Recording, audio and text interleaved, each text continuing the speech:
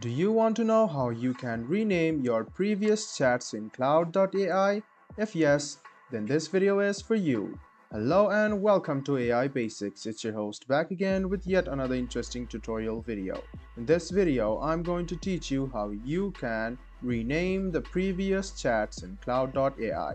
Open the Chrome or Edge browser, go to Claude AI and log in to your account.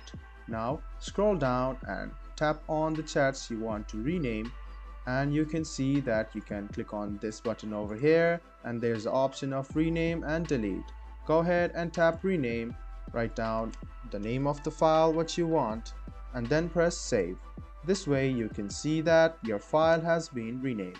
Let me show it to you once again, guys. Scroll down, tap on the previous chats, tap on this icon over here and then tap rename.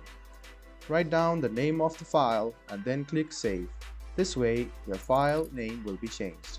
I hope this video about how you can change your file name in Claude AI was helpful for you. If you still have any kind of confusion, please do mention us on the comment section down below. Like the video, subscribe to the channel and do hit the bell button for more.